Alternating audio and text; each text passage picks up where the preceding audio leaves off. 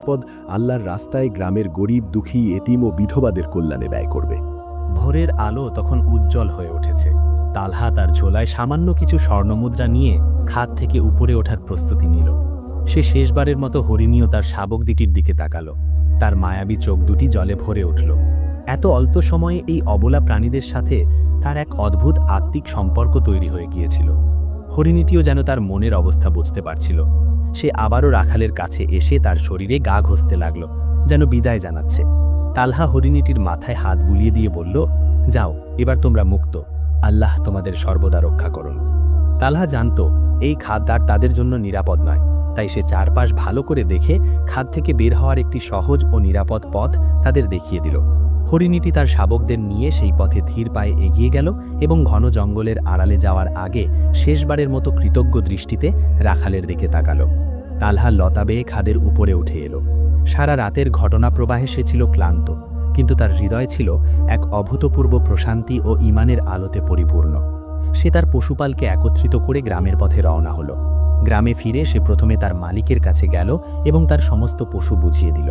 এরপর সে তার রাখালের চাকরি থেকে অব্যাহতি চাইল। মালিক তার মতো একজন সৎ ও বিশ্বস্ত কর্মীকে ছাড়তে না চাইলেও তালহার দৃঢ় সংকল্পের কাছে হার মানল। এরপর শুরু হলো তালহার নতুন জীবন। সে রাতের আধারে আবার সেই খাদে ফিরে গেল এবং বাকি সমস্ত সম্পদ তুলে নিয়ে এলো। যেমনটি সে নিয়ত করেছিল, সেই সম্পদের এক কণাও সে নিজের জন্য রাখল না। প্রথমেই সে গ্রামের সবচেয়ে অভাবী, এতিম ও বিধবাদের একটি তালিকা তৈরি করল। রাতের অন্ধকারে পরিচয় গোপন রেখে সে প্রত্যেকের বাড়ির দরজায় প্রয়োজনীয় স্বর্ণমুদ্রা ও খাবার রেখে আসতে লাগল। সকালে ঘুম থেকে উঠে গ্রামের মানুষ দেখত আল্লাহর পক্ষ থেকে যেন তাদের জন্য রহমত বর্ষিত হয়েছে। কেউ বুঝতে পারছিল না কে এই অদৃশ্য সাহায্যকারী। ধীরে ধীরে সে গ্রামের সমস্ত ঋণগ্রস্ত মানুষের ঋণ পরিশোধ করে দিল। তার সম্পদে পুরো গ্রামটির চেহারা বদলে যেতে লাগল। যেখানে একসময় অভাব আর হাহাকার ছিল, সেখানে এখন বইছে প্রাচুর্য ও শান্তির হাওয়া। তালহা নিজে আগের মতোই এক সাধারণ কুঁড়ে ঘরে বাস করতে লাগল এবং নিজের জীবিকা নির্বাহ করতে লাগল।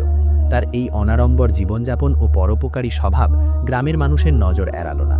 খুব শীঘ্রই সবাই বুঝতে পারল যে এই অদৃশ্য সাহায্যকারী আর কেউ নয়, তাদেরই গ্রামের রাখাল তালহা। তার ঈমান, সততা আর আল্লাহর প্রতি অগাধ বিশ্বাসের কথা চারদিকে ছড়িয়ে পড়ল। কিন্তু তালহা সবসময় বলতো, সমস্ত প্রশংসা কেবলই আল্লাহ তাআলার। আমি তো কেবল তারই এক নগণ্য বান্দা ও আমানতদার। তার জীবনের এই ঘটনা বনি ইসরায়েলের মানুষের জন্য এক জীবন্ত উদাহরণ হয়ে রইল।